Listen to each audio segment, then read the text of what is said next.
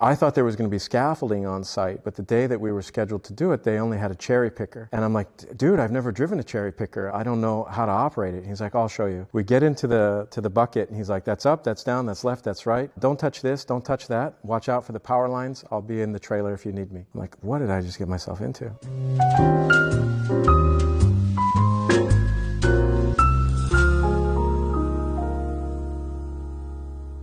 Welcome back to Absolute Joy. I'm Michael Joy, and this channel is full of all sorts of things, including entrepreneurial stories. My hope is that some of these silly stories might save you some time in your life if you happen to be in the trades of some sort. Maybe you can not take it on the chin like I did in some instances. There's two stories that come to my mind that I was in over my head. At the time, I just started refacing ornamental facades. I'm a mold maker by trade. Mold making is the type of thing that companies didn't know where to go to find somebody. Needed something. We have a lot of ornamental terracotta in Chicago, and they knew that if they needed some of that replaced, they had an option to either call a company from New York, and they're going to send a team out here and it's going to be really expensive, or they can get some punk kid art student guy to come out and say he thinks he can do it. Well, that was what I did. One of the things I did was for the Playboy Mansion. What happened was the mansion had been sold and it was being turned into condos, one of the many reiterations of that particular property. And they had this copper dolphin that the gutter would pass through, and one was missing. And so took that copper, I have it. This was the pounded copper gutter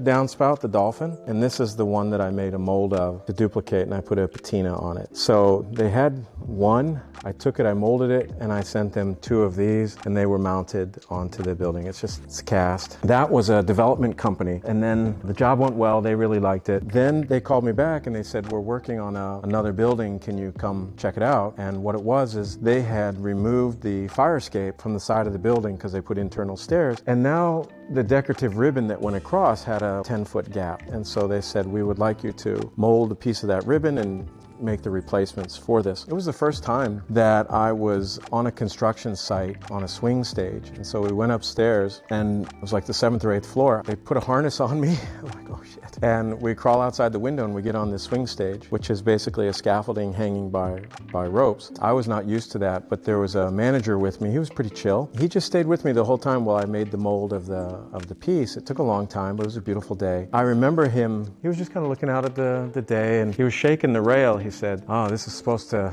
be 400 pounds. He said, that'll go.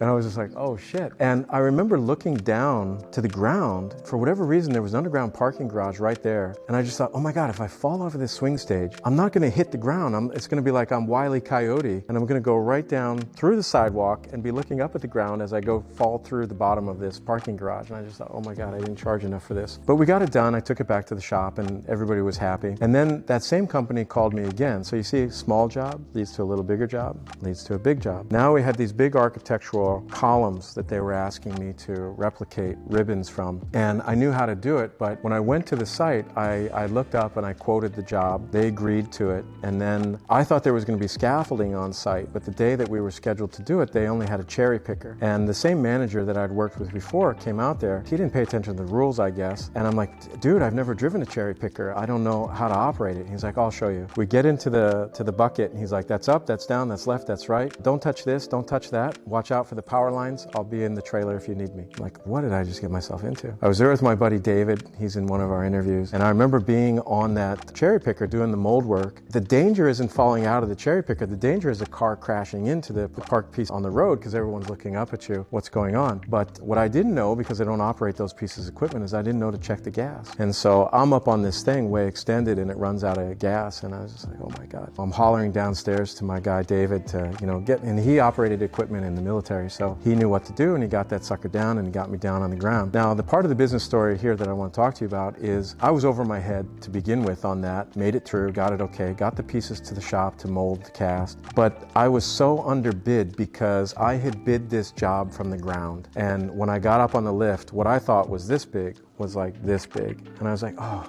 I was clueless, man, absolutely clueless. But I was so ambitious to try to just get the job done. And I was so excited that I was able to have this. This is right after art school. You don't understand. I'm like this to this to this. That job I lost so much money on. That's the one that I took a picture of myself standing in front with a sheet of paper that said $600 and this long row of columns that I had to make for that. And it was just like, oh my God. That is because I didn't know how to pull the plug on something. I should have just said, I can't do it for that. I've made a terrible mistake. We weren't tied up in a lot of contracts, but instead, my pride and my desire to get this done overwhelmed I didn't even think to give it up financially, but it was a great relief to have it done. So that happened.